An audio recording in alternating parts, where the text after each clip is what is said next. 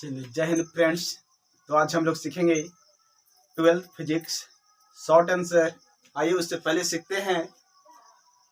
कुछ हमारे पास ऑब्जेक्टिव का प्रश्न उत्तर है जिसमें आपका यूनिट और डायमेंशन बहुत ही इंपॉर्टेंट है। तो आइए वन बाय वन करके सीख लेते हैं। ये पहले भी आज आप लोग को सिखा दिया गया कि आवेश का मात्रक क्या होता है। कूलम। कूलम किसका मात्रक होता है? आवेश का। आवेश का मात्रक क्या होता है? कूलम। दूसरा में है एम्पियर, किसका मात्रक होता है? विद्युत धारा का। एम्पियर किसका है? विद्युत धारा। तीसरे नंबर में आपका आता है, तीसरा नंबर है रैखिक आवेश घनत्व, जिसको हम लोग लैम्डा से सूचित करते हैं। लीनियर चार्ज डेंसिटी से बोला जाता है। इसका सूत्र होता है Q/L। मात्रक आ जाएगा कूलम प्रति मीटर।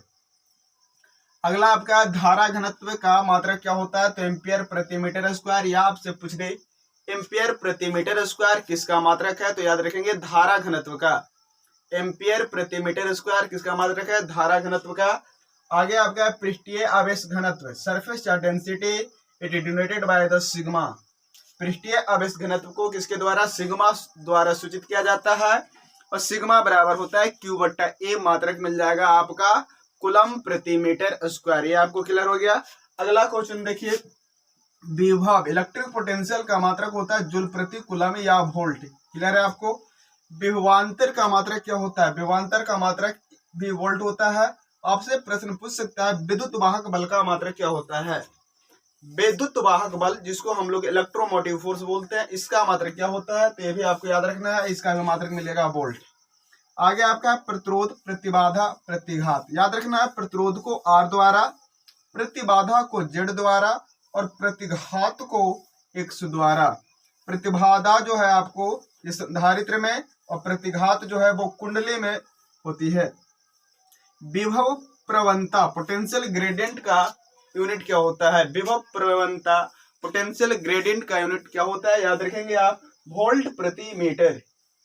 अगला आपका प्रतिरोधकता का मात्रक क्या होता है? तो ओम मीटर। चालकता का मात्रक क्या हो जाता है? तो प्रति ओम या महो, या इसी को हम लोग बोलते हैं साइमन। नेक्स्ट क्वेश्चन देखिए। नेक्स्ट क्वेश्चन आपका है विद्युत क्षेत्र का मात्रक क्या होता है? तो याद रखेंगे न्यूटन प्रति कूलम। विद्युत फ्लक्स का मात्रक क्या होता है? न्यूटन मीटर स्क्वायर प्रति कूलम।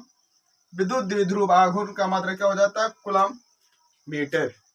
यह आपका हो गया। नेक्स्ट क्वेश्चन आ जाइए, विद्युतशीलता का मात्रक क्या होता है? विद्युतशीलता का मात्रक क्या होता है? कूलम स्क्वायर प्रति न्यूटन मीटर स्क्वायर। नेक्स्ट है ध्रुवीय तीव्रता का मात्रक क्या होता है? Ampere metre. एम्पियर मीटर किसका मात्रक है?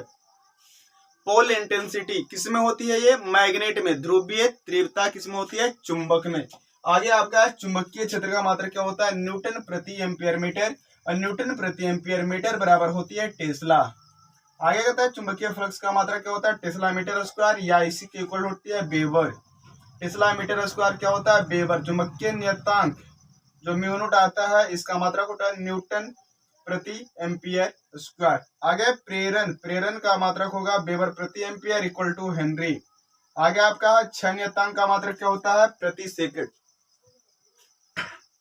क्षय नियतांक का मात्रक क्या मिलेगा? प्रति सेकंड। लेंस की क्षमता का मात्रक क्या होगा? डायोप्टर। बलाघूर्ण का मात्रक क्या हो जाएगा? हो जाएगा न्यूटन मीटर। ये होता है बल गुने बलबाहु, अर्थात बल गुने दूरी, तो बल का न्यूटन और दूरी का हो गया मीटर। आइए कुछ उपनाम है जिससे भी आपका प्रश्न बनता है। विभव किसका उपनाम है? तो जूल प्रति कूलम किसके तुल्य होता है? वोल्ट के। किसका मात्रक है? विभव का। जूल प्रति सेकंड किसके तुल्य है? वाट के। किसका मात्रक है? शक्ति का। कूलम प्रति वोल्ट बराबर क्या होता है? फैराड। किसका मात्रक है? धारिता का। एम्पियर सेकंड किसके तुल्य है? कूलम के। क्या मात्रक आ गया? आवेश का। न्यूटन प्रति एम्पियर मीटर। न्यूटन प्रति एम्पियर मीटर इक्वल टू क्या होता है? टेस्ला। टेस्ला मीटर स्क्वायर बराबर क्या बन जाता है? वेबर। और वेबर प्रति एम्पियर बराबर बन जाता है हेनरी। हेनरी किसका मात्रक है?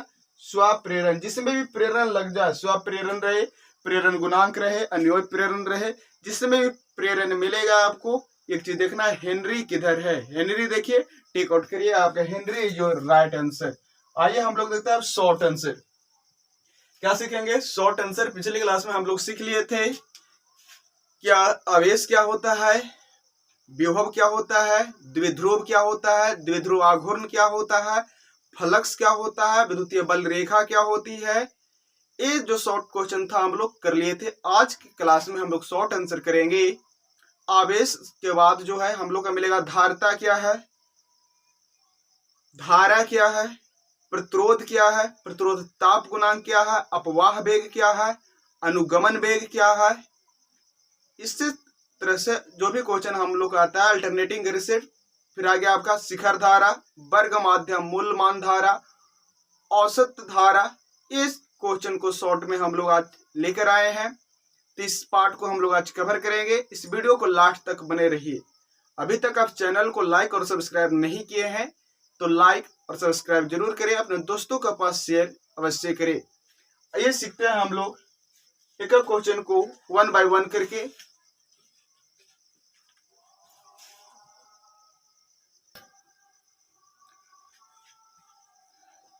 चलिए तब हम लोग शॉर्ट में सीखते हैं। हमारा पहला क्वेश्चन है आज की धारिता। पहला क्वेश्चन क्या है, धारिता। धारिता किसे कहते हैं? तो धारिता जो है ये संधारित्र से आ गया कि संधारित्र जो है आपका एक क्या है, इलेक्ट्रॉनिक डिवाइस है, विद्युतीय यंत्र है जिसका उपयोग आवेश को संचय में किया जाता है, जिसका खोज जो है लेडेनजार नामक वैज्ञानिक ने किया था। संधारित्र में पढ़े होंगे कि इसका संयोजन भी जो है दो प्रकार से होता है, श्रेणी क्रम संयोजन और समांतर क्रम संयोजन। श्रेणी क्रम संयोजन में पढ़े होंगे कि जब आपका जो संधारित्र है अगर जुड़ा हो तो 1/c बराबर 1/c1 + c2 + c3 मिलता है, और समांतर क्रम में जब संधारित्र जुड़ता है तो c बराबर c1 + c2 + c3 मिलता है। अब आते हैं धारिता क्या होता है, जिसको हम लोग कैपेसिटी बोलते हैं। तो मान लिया ये चालक है, इस चालक में एक इकाई विभव में वृद्धि के लिए, किसी चालक में एक इकाई विभव में वृद्धि के लिए जितनी आवेश की आवश्यकता होती है उसे उस चालक की धारिता कहते हैं, और इसे C द्वारा सूचित किया जाता है। इसे C द्वारा सूचित किया जाता है और C बराबर होता है Q/V। मात्रक निकालोगे यहाँ से कूलम प्रति वोल्ट, और इसी बराबर बन जाता है फैराड। डेफिनेशन फिर से बोल रहे हैं, सुनेंगे और पेन पेपर आप लेकर बैठिए, इसे लिख भी लेंगे। क्या कहता है, C Q क्या है, आवेश, V क्या है आपका पोटेंशियल, विभव। तो विभव में वृद्धि के लिए जितनी आवेश की आवश्यकता होती है, क्या चीज में आवेश की आवश्यकता हो रही है, किसी चालक में, किसी चालक में एक इकाई विभव में वृद्धि के लिए, कोई एक आपका चालक ले लिए, इसमें आपका क्या कहता है कि एक इकाई वोल्टेज में वृद्धि करना है, इसके लिए जितनी एनर्जी रिक्वायर्ड है किसका, चार्ज का, उसी को हम लोग क्या कहते हैं, कैपेसिटी कहते हैं। ये आपको क्लियर हो गया। किसी चालक में एक इकाई विभव में वृद्धि के लिए जितनी आवेश की आवश्यकता होती है, किसी चालक में विभव में वृद्धि के लिए जितनी आवेश की आवश्यकता होती है उसे उस चालक की धारिता कहते हैं। इसीलिए मिलता है C = Q/V, मात्रक बन जाता है फैराड। इसी में आपको बताते चले, एक पॉइंट को आपको समझते चलेंगे कि ये जो संयोजन मिलता है कैपेसिटी को, इस प्रकार से कैपेसिटर का सिंबल ये आ गया। इसमें पढ़े होंगे आप कि इस प्रकार का जो संयोजन मिलता है, इस संयोजन को हम लोग श्रेणी क्रम संयोजन कहते हैं। इसमें इक्विवेलेंस कैपेसिटी निकालते हैं तो 1/c = c1 + c2 + में c3 मिलता है। दूसरा हम लोग अगर इसी को समांतर क्रम में जोड़ देते हैं, किस क्रम में, समांतर क्रम में जोड़ दे, तो जो हम लोग का समतुल्य धारिता मिलता है वो मिल जाता है C बराबर c1 + c2 + c3। इसी में आप व्यंजक भी पढ़े होंगे, C बराबर A/0/D जो होता है समांतर प्लेट संधारित्र के लिए आता है, और C बराबर A/0/D - T प्लस में T/R जो होता है ये यौगिक पैरावैद्युत के लिए आता है, और C बराबर 4πε0 R ये गोल चालक की धारिता आता है। तो ये जो आपका हर पार्ट की एक समरी है, अगले वीडियो में आपको लेकर आऊंगा 1 से 14 पार्ट की समरी कि किस पार्ट में क्या क्या है। उस सारांश को देखना बहुत ही आपके लिए उपयोगी सिद्ध होगा, वो रामबाण आपके लिए सिद्ध हो सकती है। तो आगे देखते हैं हम लोग, धारिता क्लियर हो गया। दूसरा कहता है पैरावैद्युत नियतांक, या इसी को बोल सकता है आपको कि अपेक्षिक पैरावैद्युत या अपेक्षिक विद्युतशीलता किसे कहते हैं। तो इसे याद रखेंगे। इसे अपशिला आर द्वारा सूचित किया जाता है। और आ गया अपशिला वट्टा अपशिला नोट। अब कहता है अपशिला क्या है, तो अपशिला हो गया विद्युतशीलता, परमिटिविटी। तो कहता है किसी माध्यम में विद्युतशीलता और विद्युतशीलता नियतांक के अनुपात को हम लोग अपेक्षिक परावैद्युतांक कहते हैं। याद हो गया यहाँ से। अपशिला क्या है, विद्युतशीलता। अपशिला नोट क्या है, विद्युतशीलता नियतांक या परमिटिविटी हो गया। नोट लग गया, इसका मतलब कांस्टेंट हो गया, परमिटिविटी कांस्टेंट। तो क्या डिफाइन कर लेंगे, किसी चालक में या किसी चालक के माध्यम के लिए विद्युतशीलता और विद्युतशीलता नियतांक के अनुपात को क्या कहते हैं, अपेक्षिक परावैद्युत, या आप हम इसी को परावैद्युत नियतांक भी कहते हैं। अगला आपका आता है विद्युत धारा। अब देखिए धारा से रिलेटेड जो है ये आपको पिछले क्लास में भी कवर करवाया गया कि जो भी बहने वाले फ्लो की टेंडेंसी में जो भी सबस्टेंसेस आते हैं, बहने की प्रवृत्ति जो पदार्थ रखते हैं वो धारा बन जाते हैं। जैसे अगर दूध बहने लगा, क्लियर है, तो दूध की धारा हो जाएगी। पानी बहने लगा, पानी की धारा हो जाएगी। तो उसी प्रकार से यहाँ पर कहता है कि यदि किसी चालक में इलेक्ट्रॉन बहने की प्रवृत्ति में आ जाए तो उसे क्या कहते हैं, धारा कहते हैं। तो इससे लिखेंगे कैसे, तो जब किसी चालक में इलेक्ट्रॉनों को बहने की दर को सतत प्रवाह भी बोलेंगे कि कंटिन्यूअसली ये फ्लो कर रहा है। तो जब किसी चालक में इलेक्ट्रॉन सतत प्रवाह करता है, क्या करता है, सतत प्रवाह करता है, आसानी से जाने लगता है, तो जिसे हम लोग धारा कहते हैं। और इसे I द्वारा सूचित किया जाता है। I बराबर फॉर्मूला होता है Q बटा T। ये कब होता है, जब उस परिपथ से सामान्य आवेश अगर जाता है तो Q बटा T होगा। यदि असामान्य आवेश जाने लगे, कोई दे दे कि किसी चालक से जो धारा बह रहा है वो 5t² प्लस 4t प्लस 3 इस वे में बह रहा है, किसी चालक से बहने वाला आवेश इस फॉर्म में है, तो कहते हैं उसमें कितने देर में कितनी धारा बहेंगे। तो असामान्य के लिए धारा जो होती है वो I बराबर dq बट्टा dt के रूप में होती है। ये आपको याद रखना है। धारा का दो वैल्यू बतलाया गया, सामान्य आवेश अगर होती है तो q बट्टा t मिलेगा, असामान्य आवेश होता है तो dq बट्टा dt मिल जाएगा। ये आपको याद रखना है। आइए देखते हैं नेक्स्ट क्वेश्चन। हम लोग का विद्युत धारा कंप्लीट हो गया कि किसी चालक से इलेक्ट्रॉनों के सतत प्रवाह को क्या कहते हैं, विद्युत धारा कहते हैं। किसी चालक से इलेक्ट्रॉनों के सतत प्रवाह को विद्युत धारा कहते हैं। अब कहता है किसी चालक से धारा के बहने में, किसी चालक से धारा के बहने में जो बाधा उत्पन्न होती है, जो विरोधाभास करता है, जो उसे आगे बढ़ने नहीं देता है, उसे क्या कहते हैं, प्रतिरोध कहते हैं। उसे हम लोग प्रतिरोध कहते हैं। किसी चालक से धारा को बहने में ये क्या कर दे, यहाँ पर इसको रुकावट पैदा कर दिया कि भाई आगे नहीं जाना है, तो इसी को बोलेंगे, ये क्या बन गया, ये बन गया रेजिस्टेंस। क्या कहते हैं इसे, रेजिस्टेंस। किसी चालक के या किसी चालक से इलेक्ट्रॉनों के वहने में या धारा के वहने में धारा का जो विरोध उत्पन्न करता है उसे उस चालक की क्या कहते हैं, प्रतिरोध कहते हैं। इसे R द्वारा सूचित किया जाता है। और ओम्स ने बतलाया था किसी चालक में जो उत्पन्न विभवांतर है वो धारा के समानुपाती होता है। तो I भी क्या आ गया, इसीलिए I प्रोपोर्शनल भी, इसीलिए यहाँ पर यह भी प्रोपोर्शनल I हो गया, क्योंकि उत्पन्न धारा विभवांतर के समानुपाती होता है, इसलिए भी समानुपाती I और भी बराबर करते हैं तो क्या मिल जाता है, I और R जो है एक नियतांक के रूप में आ जाता है, जिसे ओम्स लॉ कहते हैं। कि नियत ताप पर एट कांस्टेंट टेम्परेचर किसी चालक से प्रवाहित धारा विभवांतर के सिरों के समानुपाती होती है, जिसे ओम का नियम कहते हैं। अब याद रखना है कि यदि आपका तार सिंगल है तो ये चालक बन गया, इस प्रकार का आ गया तो ये आपको संधारित्र हो जाएगा। अगर इस प्रकार का तार लपेट दिए तो ये कुंडली बन जाएगा। अब कहता है यहाँ पर समझना है एक पॉइंट को यदि चालक में धारा का विरोध होता है तो वो केवल प्रतिरोध ही रहेगा, जिसे R द्वारा सूचित करते हैं।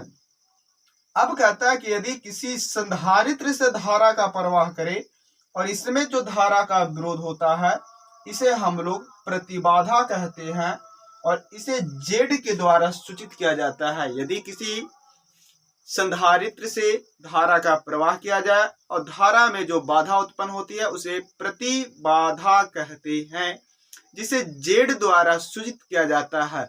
अगला आता है प्रतिघात की। जब किसी परिपथ में कुंडली लगी होती है और संधारित्र भी हो या केवल कुंडली के रहने पर धारा का जो विरोध होता है उसे हम लोग प्रतिघात कहते हैं, जिसे X द्वारा सूचित करते हैं और X में दोनों मिलेगा, कुंडली के लिए भी और संधारित्र के लिए भी। याद रखेंगे, कुंडली के लिए भी और संधारित्र के लिए भी। और ये बहुत ही इंपॉर्टेंट ऑब्जेक्टिव पॉइंट है कि XL का वैल्यू क्या होगा और XC का वैल्यू क्या होगा। सिर्फ R बराबर तो क्या मिल गया, V बराबर IR, तो R बराबर यहां से टर्म मिल जा रहा है आपको V अपॉन क्या मिल जा रहा है I, क्योंकि V बराबर IR। तो X बराबर क्या मिलेगा और XC बराबर क्या मिलेगा। इस टॉपिक का आपका होमवर्क है, आप खोजिए और कमेंट बॉक्स में आंसर जरूर दे। चलिए अगला पॉइंट आपका है विशिष्ट प्रतिरोध। क्या है विशिष्ट प्रतिरोध, इसे समझते हैं, जिसे हम लोग स्पेसिफिक रेजिस्टेंस भी कहते हैं। विशिष्ट प्रतिरोध क्या होता है। विशिष्ट प्रतिरोध तो हम लोग पढ़े R बराबर रो इंटू एल बट्टा A, R equal to rho into L बट्टा ए। याद रखिए, सास नीचे से तेड़ तो डेल्टा कहलाई और ई अगर ऊपरे से तेड़ तो रो कहलाई। क्लियर है, एस नीचे से तेड़ डेल्टा हो जाएगा, ऊपर से तेड़ रो हो जाएगा। अब कहता है कि जो रो है यही बनता है स्पेसिफिक रेजिस्टेंस। तो इस रो का वैल्यू फाइंड करेंगे तो क्या मिल जाएगा, R गुने ए अपॉन एल। एल क्या है, चालक की लंबाई। कितना ले लेते हैं लंबाई को मीटर में, 1 मीटर। ए है क्षेत्रफल, क्षेत्रफल कितना ले लेते हैं 1 मीटर स्क्वायर। आर क्या है प्रतिरोध। तो यहां से ही डिफाइन हमारा क्लियर हो गया। किसी चालक के 1 मीटर लंबाई के और 1 मीटर स्क्वायर अनुप्रस्थ काट के क्षेत्रफल में, किसी चालक के या किसी 1 मीटर लंबाई वाले चालक के और 1 मीटर स्क्वायर वाले अनुप्रस्थ काट के क्षेत्रफल में प्रतिरोध के उपस्थित मान को विशिष्ट प्रतिरोध या प्रतिरोधकता कहते हैं। क्या कहते हैं, विशिष्ट प्रतिरोध या प्रतिरोधकता कहते हैं। अब आगे आता है चालकता। अगला आता है चालकता। चालकता बराबर बनता है 1/R। इसका अगर मात्रक देखते हैं किसका, विशिष्ट प्रतिरोध का, तो निकाल लेंगे आप। क्या आ जाएगा, रेजिस्टेंस का मात्रक पड़े हैं ओम, एरिया हो जाएगा मीटर स्क्वायर, लंबाई का मीटर, मीटर से मीटर कट गया ओम मीटर। चालकता का देखिए 1/R, तो यहाँ से आ गया ओम। इसी को बोलते हैं प्रति ओम या महो, या इसी को बोलते हैं साइमन, जो पहले ही हमने यूनिट में करवा रखा है कि प्रतिरोध के प्रतिलोम को, प्रतिरोध के प्रतिलोम को चालकता कहते हैं। प्रतिरोध के प्रतिलोम को चालकता कहते हैं। याद हो गया आपको, प्रतिरोध के प्रतिलोम को क्या कहते हैं, चालकता कहते हैं। प्रतिरोध के प्रतिलोम को क्या कहते हैं, चालकता कहते हैं। अब कहता है कि विशिष्ट प्रतिरोध के जो प्रतिलोम होता है, इसका जो प्रतिलोम होता है वो स्पेसिफिक कंडक्टेंस विशिष्ट चालकता कहलाता है। जी बराबर 1/रो हो गया। क्या गया 1/रो। तो भी रो का भी जो मात्रक मिल गया ओम मीटर मिल गया, तो यहाँ से हो जाएगा प्रति ओम प्रति मीटर। प्रति ओम प्रति मीटर क्या हो गया, विशिष्ट प्रतिरोध के, विशिष्ट प्रतिरोध के प्रतिलोम को क्या कहते हैं, विशिष्ट चालकता कहते हैं। विशिष्ट चालकता कहते हैं। आपसे 2 नंबर में प्रश्न पूछ दिया विशिष्ट चालकता किसे कहते हैं, तो विशिष्ट प्रतिरोध के, विशिष्ट प्रतिरोध के प्रतिलोम को क्या कहते हैं, चालकता कहते हैं। आइए सीखते हैं हम लोग नेक्स्ट क्वेश्चन।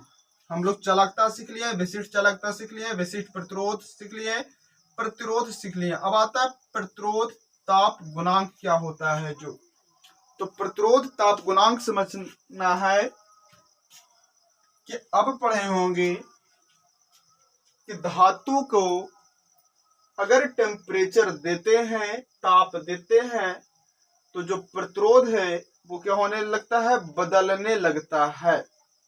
क्या होने लगता है, बदलने लगता है। धातु को प्रतिरोध देने किस पर, ताप देने पर, धातु को ताप देने पर क्या होता है, वो गर्म होगा। गर्म होगा तो उसके जो इलेक्ट्रॉन है वो इजिली भागना शुरू करेंगे। जब इजिली भागना शुरू करेंगे तो अब जो रुकने वाला प्रतिरोध है तो वो क्या होगा, उसमें भिन्नात्मक परिवर्तन होंगे। तो प्रतिरोधों में जो भिन्नात्मक परिवर्तन होते हैं उसी को हम लोग क्या कहते हैं, प्रतिरोध ताप गुणांक कहते हैं। और इसे अल्फा द्वारा सूचित किया जाता है और अल्फा बराबर आता है प्रतिरोध में परिवर्तन बटा प्रतिरोध होने तापांतर। क्या मिलता है, तापांतर। तो कहता है किसी धातु में ताप में अंतर होने से, किसी धातु में ताप में अंतर होने से प्रतिरोध भी परिवर्तन होने लगता है, जिसे हम लोग प्रतिरोध ताप गुणांक कहते हैं और इसे अल्फा द्वारा सूचित करते हैं। इसे अल्फा द्वारा सूचित करते हैं। आगे आता है अपवाह वेग। अगला क्वेश्चन है आपका अपवाह वेग। इसे समझिए अपवाह वेग क्या होता है। तो आप सभी जान चुके कि जितने भी सबस्टांसेस हैं, जितने भी पदार्थ हैं, सब में मौलिक कण उपस्थित होता है। मौलिक कण क्या होते हैं, इलेक्ट्रॉन, प्रोटॉन और न्यूट्रॉन को क्या कहा जाता है, मौलिक कण कहा जाता है। Electron, proton, neutron. तो अब कोई धातु ले लेते हैं, क्या ले लेते हैं, धातु, और इसमें इलेक्ट्रॉन है। इसमें क्या है, इलेक्ट्रॉन है। लेकिन जो अभी इलेक्ट्रॉन है ये जो गति कर रहा है वो यादृच्छिक रूप से है या फिर रुका हुआ है। अब कहता है आप सपोज करिए, मान लीजिए कि आप एक कमरे में बंद हैं या कमरे में भी आप बैठकर पढ़ रहे हैं। अभी ठंड के मौसम है, आपको ठंड लग रही है। अब क्या करते हैं, ठंड से बचने के लिए एक मोमबत्ती लेते हैं और उसे जलाते हैं। क्या होगा, आप बैठकर मोमबत्ती में हाथ गर्म कर लीजिएगा। उसकी जगह आप क्या करिए, मोमबत्ती की जगह यहां पर टेम्परेचर, ताप को देखिए। अब क्या हो गया, ताप की जगह क्या करना है, अब बोरसी ले लाइए, हीटर। अब क्या करिएगा, बैठ के फिर भी सेक लीजिएगा। अब क्या करिए, गैस जो है, गैस की टंकी आपके पास है, उसके ऊपर का बर्नर खोल दीजिए, डायरेक्ट माचिस बार दीजिए। तो आजू बाजू में जो भी लोग बैठे हुए हैं सब उठकर क्या करने लगेंगे, भागने लगेंगे। तो भागे लगेंगे तो क्या होगा, जो आसपास में नजर आएंगे टिलते हुए बढ़ जाएंगे। तो सामने वाला जो खड़ी बंदा है उसकी वेग में क्या हो जाएगी, वृद्धि। इसी वृद्धि को क्या बोलते हैं, अपवाह वेग। और एक एग्जांपल समझ सकते हैं कि आपने बचपन में इस प्रकार का खेल खेले होंगे कि ईंट को इस प्रकार से रख देते हैं, कुछ दूरी पर एक ईंट को पुश किए तो धीरे धीरे सारे ईंट क्या होता है, गिरना शुरू हो जाता है। तो इस ईंट के वेग में क्या हो रखी है, वृद्धि। दूसरी चीजें नहीं समझ में आई, साइकिल आप इस प्रकार पार्क कर देते हैं, इधर से आप गए, इस साइकिल में आप क्या कर दिए, धक्का दे दीजिए, इस साइकिल गिरेगा, धड़ धड़ धड़ धड़ धड़ धड़ पूरा साइकिल गिर जाएगा। तो साइकिल के वेग में क्या हो गई है, वृद्धि। इसी वृद्धि को हम लोग कह रहे हैं अपवाह वेग। अब समझिए एग्जाम में कैसे लिखेंगे कि जब किसी धातु को विद्युतीय क्षेत्र से जोड़ा जाता है तो धातु में उपस्थित इलेक्ट्रॉन जो है अल्प समय के लिए त्वरित होते हैं। क्या होता है, अल्प समय के लिए त्वरित होते हैं। और ये इलेक्ट्रॉन इसको धक्का देता है, इसको धक्का देता है, इसको देता है। इस प्रकार जैसे ये त्वरित होता है तो इसको वेग में क्या हो जाती है, वृद्धि हो जाती है। जब किसी धातु को प्रवर्तित विद्युतीय क्षेत्र से जोड़ा जा रहा है या विद्युतीय क्षेत्र से ही सिर्फ जोड़ा जा रहा है तो उसमें उपस्थित इलेक्ट्रॉन अल्प समय के लिए त्वरित हो जाते हैं, जिससे उसके वेग में क्या होती है, वृद्धि हो जाती है। इसी वेग को ड्रिफ्ट वेलोसिटी या अनुगमन वेग या अपवाह वेग कहते हैं। कौन से नाम से जान रहे हैं? अनुगमन वेग, या हम लोग बोल रहे हैं अपवाह वेग, या इसी को अंग्रेजी में बोलते हैं ड्रिफ्ट वेलोसिटी। Drift velocity. इसी पार्ट को समझते चलते हैं कि ड्रिफ्ट वेलोसिटी में आपके पास इक्वेशन जो आता है vd इक्वल टू आता है EAT/m। ये भी याद रखिएगा। अपवाह वेग है, ऑप्शन दे सकता है आपके एग्जाम में, vd equal to drift velocity equal to EAT/ क्या मिलेगा, m। आगे कहता है गतिशीलता। क्या है? गतिशीलता, जिसे हम लोग मोबिलिटी कहते हैं। तो ये कुछ नहीं है, अपवाह वेग और विद्युतीय क्षेत्र का जो अनुपात होता है इसी को बोलते हैं मोबिलिटी। गतिशीलता क्या कहता है? अपवाह वेग और विद्युतीय क्षेत्र के अनुपात को, अपवाह वेग और विद्युतीय क्षेत्र के अनुपात को क्या कहते हैं? गतिशीलता कहते हैं। अपवाह वेग कब हुआ? जब इलेक्ट्रॉन दूसरे इलेक्ट्रॉन को धक्का दिया, उससे उसके वेग में वृद्धि हुई। ये कब हुआ? जब उसे विद्युतीय क्षेत्र से जोड़ा गया तो इसमें क्या मिल गया? गति मिला। क्या मिल गया? जब हम लोग धातु में क्या किए, उपस्थित इलेक्ट्रॉन था तो इसको विद्युतीय क्षेत्र से जोड़े तो इसको क्या मिल गया है? गति मिल गया। इसलिए इसको बोलते हैं गतिशीलता। क्या कहते हैं? गतिशीलता। कब? कि जब धातु को विद्युतीय क्षेत्र से जोड़ा जाता है तो उसमें उपस्थित इलेक्ट्रॉन क्या होता है? अल्प समय के लिए त्वरित होता है, जिससे उसमें वेग में वृद्धि होती है। जिस वेग को अनुगमन वेग तथा अपवाह वेग और विद्युतीय क्षेत्र के अनुपात को क्या कहते हैं? गतिशीलता कहते हैं।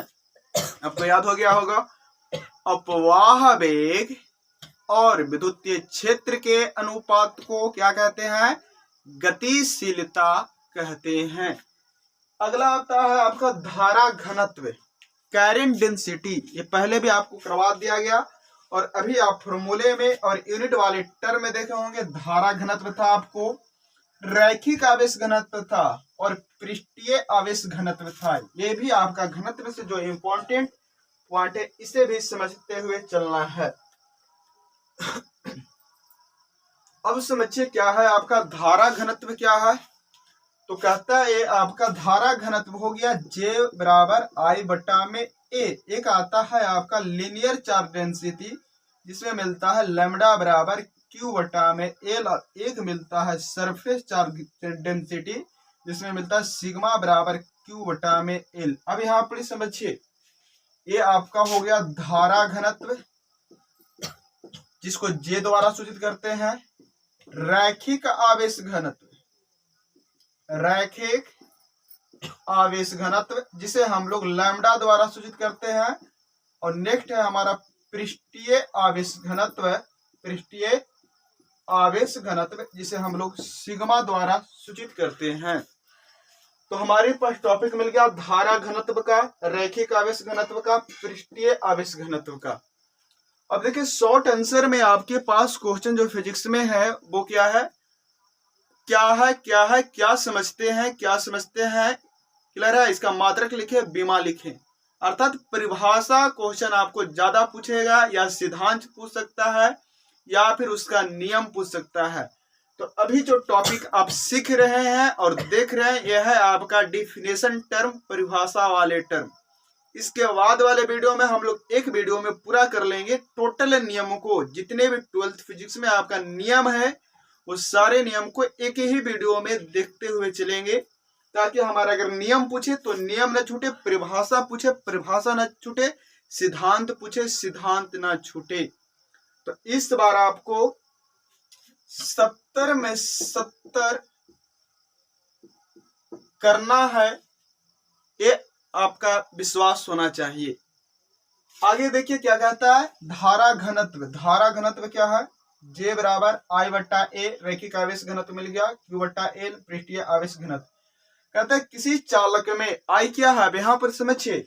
अब देखिए I क्या है, I है धारा, A क्या है क्षेत्रफल, Q क्या है, Q है आवेश, L क्या है लंबाई, Q क्या है आवेश, A क्या है क्षेत्रफल।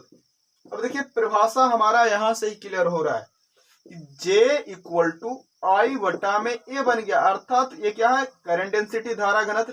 तो किसी चालक में एक इकाई क्षेत्रफल में, क्षेत्रफल जहां पर भी मिले वहां पर एक इकाई क्षेत्रफल ही लेना है। क्षेत्रफल जहां नजर आए, क्षेत्रफल जिधर जिधर नजर आए उधर एक इकाई क्षेत्रफल लेना है। एक इकाई क्षेत्रफल में, एक इकाई क्षेत्रफल में धारा के उपस्थित मान को धारा घनत्व कहते हैं। अब यहाँ पर लंबाई है तो लंबाई में भी लेना है। एक इकाई लंबाई में, एक इकाई लंबाई में आवेश के उपस्थित मान को रैखिक आवेश घनत्व कहते हैं।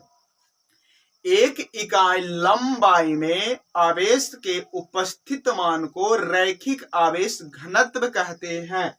अगला आता है पृष्ठीय आवेश घनत्व, जिसे हम लोग Q बटे कहते हैं। एक इकाई क्षेत्रफल में, एक इकाई क्षेत्रफल में आवेश के उपस्थित मान को क्या कहते हैं, पृष्ठीय आवेश घनत्व कहते हैं। आइए सीखते हैं आगे की टर्म।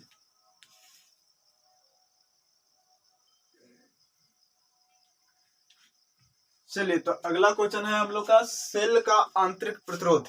इस सीरीज में हम लोग देखने जा रहे हैं सेल का आंतरिक प्रतिरोध, स्वप्रेरण सेल्फ इंडक्शन, स्वप्रेरकत्व सेल्फ इंडक्टेंस। अगला है आपका अन्वय प्रेरण म्यूचुअल इंडक्शन, म्यूचुअल इंडक्टेंस।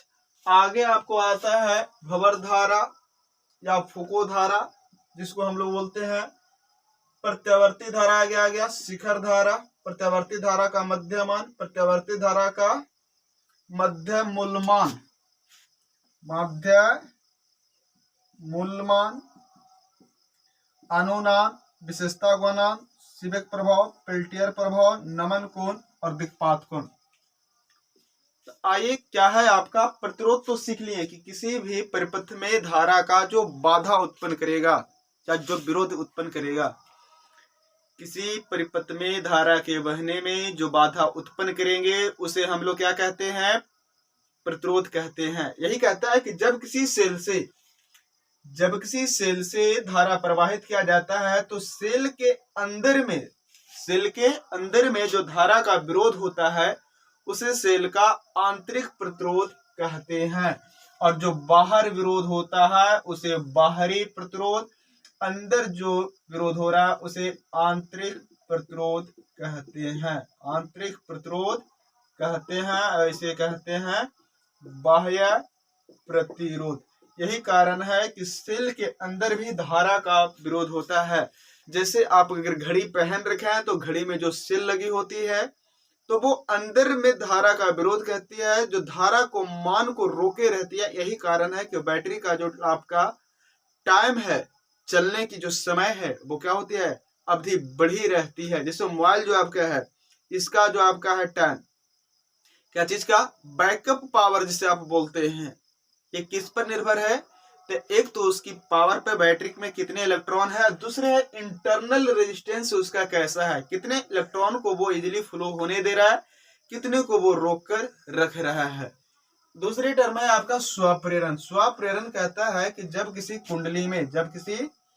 कुंडली में आप पढ़े होंगे कि विद्युत धारा प्रवाहित की जाती थी, तो ये जो इस प्रकार से धारा हो जाता है तो इसमें क्या होता है, फ्लक्स में परिवर्तन होता है। फ्लक्स में परिवर्तन के कारण क्या उत्पन्न होता था, विद्युत वाहक बल उत्पन्न होता था, जिसे हम लोग क्या कहते थे, विद्युत चुंबकीय प्रेरण भी कहते थे। विद्युत चुंबकीय प्रेरण किसी कुंडली का वह गुण है कि जब किसी चुंबक और कुंडली के बीच में अपेक्षिक गति होती है तो इसे क्या होती है, फ्लक्स में परिवर्तन के कारण विद्युत वाहक बल उत्पन्न होता है, जिसे हम लोग प्रेरित धारा भी कहते हैं। अब कहता है कि जब किसी कुंडली में फ्लक्स में परिवर्तन के कारण धारा के कमी, याद रखेंगे, किसी कुंडली में फ्लक्स में परिवर्तन के कारण धारा के कमी या वृद्धि का जो विरोध उत्पन्न करता है, जब किसी कुंडली में फ्लक्स में परिवर्तन के कारण धारा में कमी या वृद्धि का जो विरोध उत्पन्न करता है उसे हम लोग स्वप्रेरण कहते हैं। अब कहता है कि जो स्वप्रेरकत्व क्या होता है, तो स्वप्रेरकत्व है कि किसी कुंडली में जो चुंबकीय फ्लक्स में परिवर्तन होता है, चुंबकीय फ्लक्स में परिवर्तन के बराबर होता है। किसी कुंडली में स्वप्रेरकत्व जो है चुंबकीय फ्लक्स के परिवर्तन के बराबर होता है। अर्थात अब पहले तो चुंबकीय फ्लक्स क्या था कि जब किसी एक इकाई क्षेत्रफल से चुंबकीय बल रेखा को गुजरने वाली संख्या को हम लोग चुंबकीय फ्लक्स बोले थे, या पढ़े थे कि चुंबकीय क्षेत्र और सदिश क्षेत्र के अदिश गुणनफल को चुंबकीय फ्लक्स कहते हैं। तो इसमें चुंबकीय फ्लक्स में जो परिवर्तन होता है कि जैसे आप कुंडली ले लेते हैं यहाँ पर, ठीक है, क्या ले लिए इस प्रकार, तो अब यहाँ पर एक चुंबक में परिवर्तन के कारण क्या हो रहा है, और इसमें विद्युत वाहक बल में, ठीक है, परिवर्तन के कारण फ्लक्स उत्पन्न होता है, और इसमें चुंबकीय फ्लक्स जो उत्पन्न हो रहा है उसमें जो परिवर्तन होता है उसी परिवर्तन को हम लोग क्या बोलते हैं, स्वप्रेरकत्व। और जो धारा होता है, धारा में कमी हो जाए या जो वृद्धि हो जाए, इस कमी या वृद्धि का जो विरोधाभास करता है उसे हम लोग स्वप्रेरण कहते हैं। आइए सीखते हैं आगे। कहता है अन्वय प्रेरण क्या है। तो स्वप्रेरण हम लोग सीख लिए कि किसी कुंडली का वह गुण है, स्वप्रेरण किसी कुंडली का वह गुण है जिसमें किसी कुंडली से होकर या कुंडली से होने वाली धारा में वृद्धि या कमी का विरोध उत्पन्न करता है, स्वप्रेरण कहलाता है। अगला है हमारा अन्वय प्रेरण, जिसे हम लोग म्यूचुअल इंडक्शन कहते हैं। आइए समझते हैं इसे, म्यूचुअल इंडक्शन क्या है, अन्वय प्रेरण क्या है। आपके पास क्वेश्चन है आपका क्वेश्चन नंबर 20। आज हम लोग इस सीरीज में अभी तक 19 क्वेश्चन कर लिए। 20 नंबर का आपका क्वेश्चन है, 20 नंबर आपका क्वेश्चन अन्वय प्रेरण, जिसे हम लोग क्या कहते हैं, म्यूचुअल इंडक्शन के नाम से जानते हैं।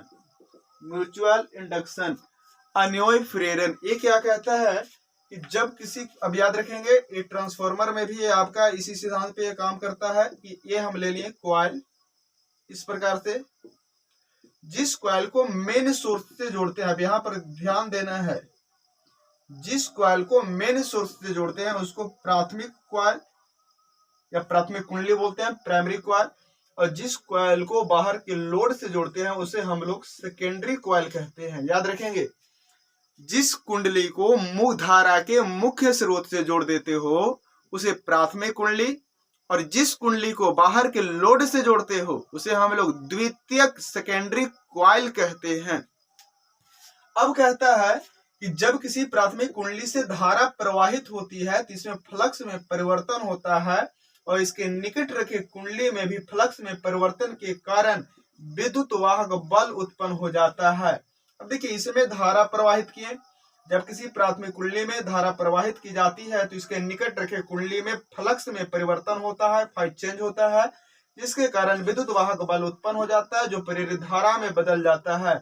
और इसी घटना को धारा मिला प्राइमरी में, उत्पन्न हो गया सेकेंडरी में, इसी घटना को क्या कहते हैं, अन्वय प्रेरण कहते हैं। तो एग्जाम में लैंग्वेज बना के कैसे लिखना है कि जब किसी प्राथमिक कुंडली को प्रत्यावर्ती धारा के मुख्य स्रोत से जोड़ा जाता है तो उसमें फ्लक्स में परिवर्तन होता है, और उसके निकट रखे द्वितीय कुंडली में भी फ्लक्स में परिवर्तन के कारण विद्युत वाहक बल उत्पन्न हो जाता है, जिस घटना को अन्वय प्रेरण कहते हैं। इतना लिख लेंगे और इस प्रकार का आपको डायग्राम शो कर देना है।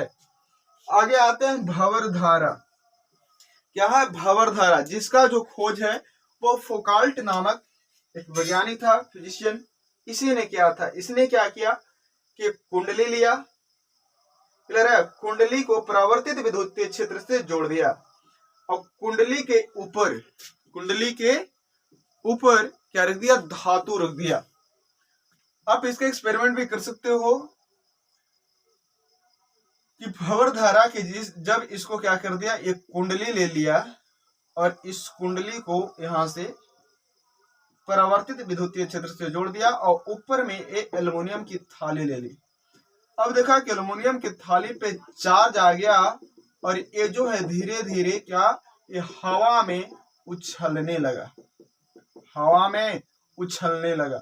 इसी को क्या बोला गया, भंवर धारा या फूको धारा। फूको, उड़ने लगा धीरे धीरे।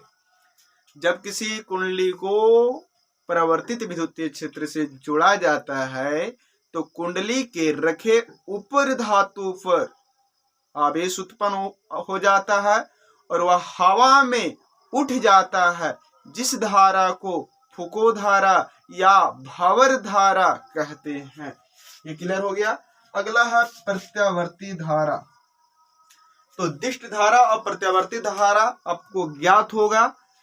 क्या होता है कि जब धारा का वैसी मान जिसका समय के साथ मान में परिवर्तन तो होता है लेकिन दिशा में, डायरेक्शन में कोई परिवर्तन नहीं होता है, तो इसे दिष्ट धारा कहते हैं। और वैसी धारा जिसका मान और दिशा, वैसी धारा जिसका मान और दिशा समय के साथ साथ परिवर्तित होते रहता है, वैसी धारा को हम लोग प्रत्यावर्ती धारा कहते हैं। ये हो गया हमारा। अब इस प्रकार से जो धारा जाएगा ये हो गया हमारा डीसी। इसमें क्या कह रहा है कि समय के साथ ऊपर मान में परिवर्तन हो सकता है, मान में परिवर्तन हो सकता है लेकिन इसकी डायरेक्शन में कोई परिवर्तन नहीं हुआ। लेकिन इसमें देखिए डायरेक्शन भी क्या हो रहा है, बार बार चेंज हो रहा है, प्लस माइनस से बार बार डायरेक्शन भी चेंज हो रहा है, वैल्यू भी चेंज हो रहा है, +1 -1 +1 -1। ये क्या हो रहा है कि धारा, वैसी धारा जिसमें समय के साथ साथ दिशा नहीं बदले, वैसी धारा को दिष्ट धारा कहते हैं। जिस धारा का मान और दिशा समय के साथ साथ बदल जाए, परिवर्तित हो जाए, वैसी धारा को प्रत्यावर्ती धारा कहते हैं। अब कहते हैं इसमें शिखर धारा क्या है, peak value of alternating current. Peak value of alternating current, alternating current. अब यहां पर समझना है कि प्रत्यावर्ती धारा के जब ये 1 साइकिल पूरा करता है, एक चक्कर में धारा का मान जो है 2 बार क्या हो जाता है, मैक्सिमम हो जाता है। प्रत्यावर्ती धारा के एक चक्कर में धारा का मान 2 बार अधिकतम हो जाता है, जिसे हम लोग उसे शिखर मान कहते हैं या peak value of alternating current कहते हैं। याद हो गया आपको। प्रत्यावर्ती धारा के एक चक्कर के लिए धारा का मान 2 बार अधिकतम होता है, जिसे प्रत्यावर्ती धारा का शिखर मान कहते हैं। आगे आता है इसका प्रत्यावर्ती धारा का मध्यमान। मध्यमान I average. I average 2 condition के लिए मिलता है, आधे चक्कर के लिए और पूरे चक्कर के लिए। तो ई आई एवरेज बराबर क्या होता है, जो समझना है, आई एवरेज बराबर होता है इंटीग्रल आई dt बट्टा इंटीग्रल dt। तो प्रत्यावर्ती धारा के, और यहां पर एवरेज का मतलब हो गया औसत। क्या हो गया, औसत। तो क्या मिल जाएगा आपको कि विभिन्न समय में, या फिर बोल सकते हैं कि धारा के कुल मान, इंटीग्रेशन का मतलब क्या होता है, समाकलन बोलते हैं। समाकलन का मतलब होता है जोड़। कि धारा के कुल मान और कुल समय के अनुपात को क्या कहते हैं, औसत धारा या मध्य मान कहते हैं, मध्य धारा कहते हैं। प्रत्यावर्ती धारा के कुल मान और कुल समय के अनुपात को ही औसत धारा कहते हैं। इसे आई एवरेज द्वारा सूचित किया जाता है। आई एवरेज बराबर मिलता है इंटीग्रल आई dt बट्टा इंटीग्रल dt। अब इसमें आधे चक्कर के लिए व्यंजक पढ़े होंगे, तो आई एवरेज बराबर मिलता है 2I0 बट्टा पाई, और पूरे चक्कर में जो है औसत धारा का मान क्या हो जाता है, ये 0 हो जाता है। 1 साइकिल में यहाँ पर जो धारा का मान है वो क्या मिल जाता है, 0। और यहाँ जब आधे चक्कर में निकालेंगे तो मिलेगा 2I0 बट्टा पाई मिल जाएगा। ये हो गया औसत। अगला है आपका वर्ग माध्य मूल। जिसको root mean square value of alternating current के नाम से भी जाना जाता है। प्रत्यावर्ती धारा का वर्ग माध्य मूल मान क्या होता है? प्रत्यावर्ती धारा का, तो अब यहां से ही आता है कि अभी हम लोग देखें तो रूट मीन स्क्वायर वैल्यू का मतलब हो गया RMS, root mean square value ते under root integral I square dt बटा इंटीग्रल dt। तो क्या हो जाएगा? आई क्या है? प्रत्यावर्ती धारा है। आई क्या है? प्रत्यावर्ती धारा है। ये क्या था? समय था। इस दोनों को जो अनुपात था वो क्या बन गया था? ये बन गया था औसत धारा या मध्य धारा। मध्य धारा। तो कहता है प्रत्यावर्ती धारा के मध्यमान के वर्गमूल को, प्रत्यावर्ती धारा के मध्यमान के वर्गमूल को क्या कहते हैं? वर्गमाध्य मूल मान कहते हैं। याद हो गया? प्रत्यावर्ती धारा के मध्यमान के वर्गमूल को, प्रत्यावर्ती धारा के किसका? मध्यमान के वर्गमूल को क्या कहते हैं? वर्गमाध्य मूल्य मान कहते हैं। अब यहाँ पर आपको याद रखना है, जो प्रत्यावर्ती धारा का जो समीकरण मिलता है I बराबर I not sine omega T मिलता है। ये जो आपका है यही है आपका पीक वैल्यू शिखर धारा, ओमेगा हो गया एंगुलर वेलोसिटी, कोणीय वेग, टी हो गया समय।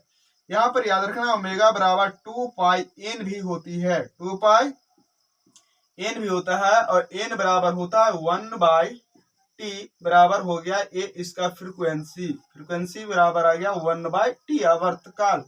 तो जब किसी का आवर्ती निकालना होगा, कहीं पर आपको इक्वेशन दे रहता है एक नंबर में, जैसे दे दिया 50 साइन 100 फाई टी। अब इसमें पूछेगा कि इसका आई नोट शिखर मान कितना है, तो शिखर मान आई नोट तुलना कर लीजिए तो कितना हो जाएगा? 50 धारा है, एम्पियर ही यूनिट होगी। आगे कहता है इसका आवृत्ति कितनी होगी, तो ओमेगा बराबर बाबू 100 पाई दे दिया। ओमेगा का तुलना 100 पाई से, टी का तुलना टी से, ओमेगा बराबर हो जाती है 2 पाई n बराबर 100 पाई, पाई से पाई कैंसिल, 2 से 150 टाइम कैंसिल हो जाएगा, n बराबर 50, n क्या फ्रीक्वेंसी यूनिट हो जाएगी हर्ट्ज। तो आवृत्ति कितना निकल जाएगा? 50 हर्ट्ज। यहाँ तक कॉन्सेप्ट आपको क्लियर हो गए। आगे आप देखते हैं, आगे आपको कहता है अनुनाद, जिसको हम लोग बोलते हैं रेजोनेंस। ये क्या होता है? तो वर्गमाध्य मूल मान क्लियर हो गया। आगे सीखना है अनुनाद। अनुनाद क्या है जो समझिए? रेजोनेंस। केमिस्ट्री में रेजोनेंस फैक्टर अलग होती है, ये फिजिक्स की बात हम लोग कर रहे हैं। रेजोनेंस जिसे हम लोग बोलते हैं अनुनाद। कहता क्या है जो समझना है यहाँ पे। अगला देखिए, आपको क्या देख रहे थे? अनुनाद, जिसे हम लोग बोल रहे थे रेजोनेंस। रेजोनेंस क्या होता है? कहता है कि जब किसी प्रत्यावर्ती धारा परिपथ में प्रतिबाधा, अभी टर्म समझाया गया था। प्रतिबाधा क्या होती है? कि जब किसी परिपथ में आपका संधारित्र मिल जाए, प्रतिरोध मिल जाए, कुंडली मिल जाए, धारा का जो बाधा उत्पन्न होता है, जो रुकावट होती है, उसी को हम लोग प्रतिबाधा बोल रहे थे। तो कहता है कि जब किसी प्रत्यावर्ती धारा परिपथ में जो प्रतिरोध है, जो रेजिस्टेंस है, वो सबसे कम हो जाए और धारा का मान अधिक हो जाए, रेजिस्टेंस लो हो जाए और करंट क्या हो जाए? अधिक हो जाए। तो ये जो सिचुएशन आती है, जो फेज होती है, इसी को हम लोग बोलते हैं रेजोनेंस, अनुनाद। जब किसी प्रत्यावर्ती धारा परिपथ में प्रतिबाधा का मान सबसे कम और धारा आयाम का मान जो है सबसे अधिक हो जाए, तो जो ये अवस्था है, इस अवस्था को हम लोग अनुनाद रेजोनेंस कहते हैं। दूसरा आता है कि अनुनाद को मापने के लिए जिस उपकरण का उपयोग करते हैं या जिस भौतिक राशि का उपयोग करते हैं, उसी को हम लोग क्वालिटी गुणांक या विशेषता गुणांक कहते हैं।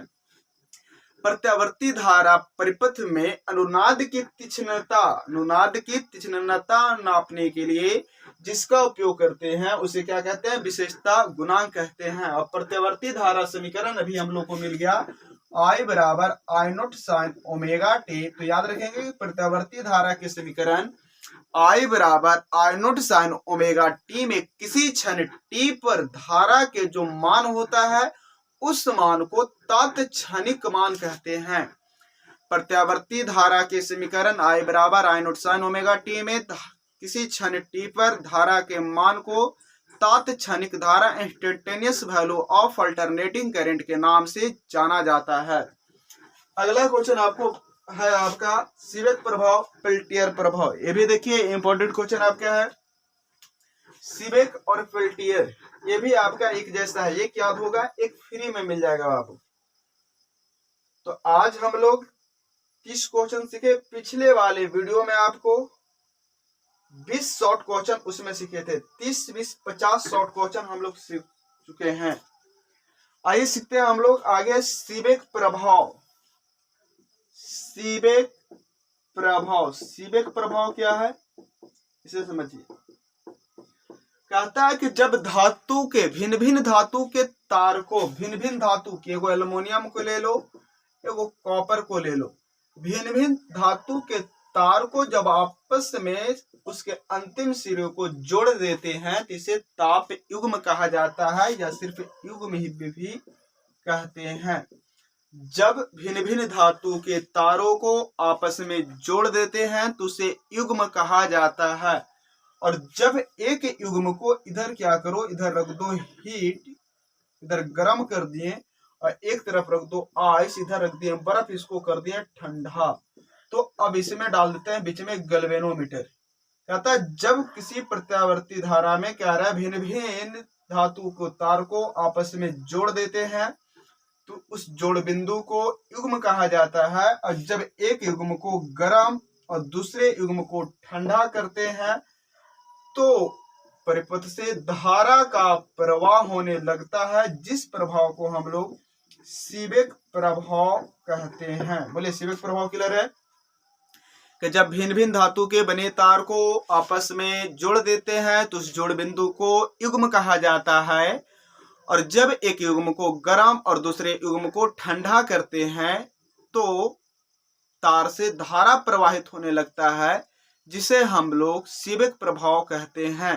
अगला है पेल्टियर प्रभाव। पेल्टियर उल्टा है कि जब किसी आपको भिन्न भिन्न धातु के तार को आपस में जोड़ देते हैं तो इसे युग्म कहा जाता है। और जब तार से विद्युत धारा प्रवाहित की जाती है, और जब तार से विद्युत धारा प्रवाहित की जाती है, अब यहाँ पर क्या किया, दो तार ले लिए, एक आप ले लिए एल्युमिनियम का, एक ले लिए आप कॉपर का। अब यहाँ से इसको क्या किए, इसको बैटरी से इस प्रकार कनेक्ट कर दिए।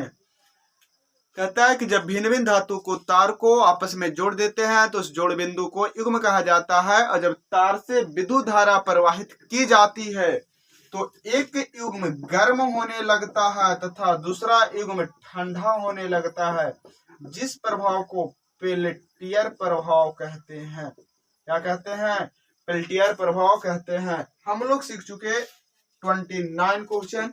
लास्ट क्वेश्चन आपका है नमन कोण और दिक्पात कोण। आज सीख रहे हैं हम लोग नमन कोण और दिक्पात कोण।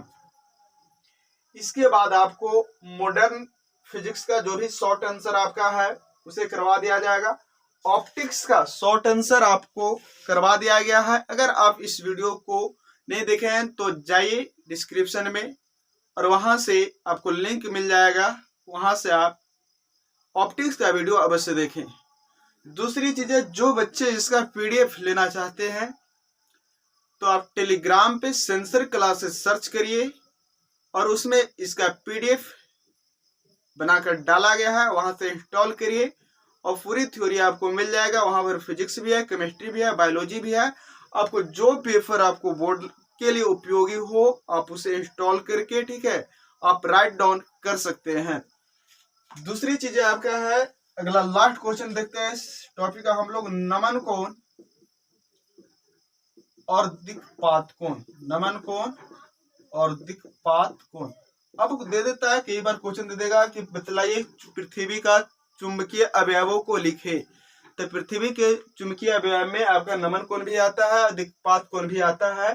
अब समझना है कि आप इस प्रकार से ये अर्थ आ गया। एक आता है इसका भौगोलिक अम्योत्तर, एक होता है चुंबकीय अम्योत्तर। एक हो गया आपका इसका मैग्नेटिक मेरिडियन, एक होता है ज्योमेट्रिकल मेरिडियन। एक हो गया भौगोलिक, क्या हो जाएगा, भौगोलिक अम्योत्तर। एक हो जाएगा चुंबकीय अम्योत्तर। इसके बीच में जो कोण बनता है इसी कोण को हम लोग बोलते हैं दिक्पात कोण। क्या कहते हैं? दिक्पात कोण। तो याद हो गया, भौगोलिक अम्योत्तर तथा चुंबकीय अम्योत्तर के बीच बने कोण को दिक्पात कोण कहते हैं। अगला आता है कि जब किसी क्षण चुंबक को स्वतंत्रता पूर्वक लटका देते हैं तो क्षैतिज के साथ जो कोण बनाता है उस कोण को हम लोग बोलते हैं नमन कोण। क्या कहते हैं? नमन कोण। एंगल ऑफ आपका डिप हो गया, एक हो गया एंगल ऑफ डिक्लानेशन, ये आ गया एंगल ऑफ डिक्लानेशन, ये हो गया एंगल ऑफ डिप।